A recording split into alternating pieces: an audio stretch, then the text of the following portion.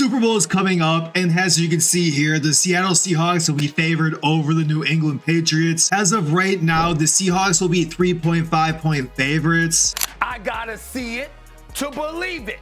And he showed it. I didn't think it would happen against the Rams. I didn't think it would happen against the team they were 1-3 against. I didn't think it would happen against the team that he committed 6 turnovers against in 2 games. Sam Darnold absolutely balled out against this Rams defense, and this Rams defense is no joke.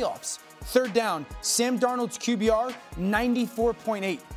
That is out of 100. Down in the red zone, his QBR, 95.2. For context, the only quarterbacks to go from the playoffs into the Super Bowl with above a 90 in both of those elements, Tom Brady, Drew Brees, Patrick Mahomes. The run game to the pass game, it's going to be hard for the Patriots to stop this. Yeah, Sam Darnold throws an absolute dot to their all NFL wide receiver. Sometimes there aren't words to describe this guy. Look at him, getting jiggy with it. Overall, it's hard to say where this Super Bowl is going to go. If you look at the 2015 Super Bowl, it was very, very, very similar to what's going on today. For example, in 2015, the Patriots are led by their QB, Tom Brady. 2nd and 9. Brady throws, caught, LaFell, touchdown. This year, it's Drake Maye. Taken off is May. Drake Maye to the end zone for the New England touchdown. Back in 2015, the Seahawks were led by, of course, the Legion of Boom. Brady after a game up in Seattle. Intercepted.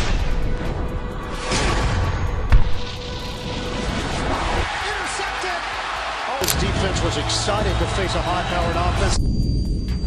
We don't have a nickname yet. I think the secondary, we do have an identity. Bring that boom. Now they're led by the dark side. This defense is one of the best in the league. 4th and 2. Purdy in trouble and sacked. Leonard Williams and the Seahawks take over. Matthew Stafford was not going to go out with a fight. I think we all know he's the MVP candidate. As he hits Devontae Adams here, should have been a touchdown. I think he could have got it there. But I think we did get robbed of one performance. I would love to see the #1 MVP candidate go against the #2. Although the Seahawks most definitely earned this spot as well. For Drake Maye, he went against the Denver Broncos last night, who do have a spectacular defense, but missing their starting QB, it just wasn't a good look on his performance. Overall, it was snowing a bunch. Weather did get in the way, but as an MVP caliber player, it was kind of a letdown, to be honest. They did go ahead and pull out the W here, so they are going to be making the Super Bowl, of course. No disrespect to them. And let's see what he does here. He is able to break out of the pocket. You don't see him do this too often. Sorry, I forgot he went that far. As you can see, it quickly went from a normal football game to a blizzard in a matter of minutes within this game. So it's hard to judge Drake Maye's performance because obviously you can see the field. The Seahawks have a top 2, top 3 defense in the league. Call them the dark side for a reason. How it's like dark here, and we always talk about a style nobody wants to play, and like shows like Lumen Field with the needle and the atmosphere here, and I think the dark side just kind of represents that. Although Drake Maye has had an amazing season, nobody talks that much about the pressure that he has had to go through.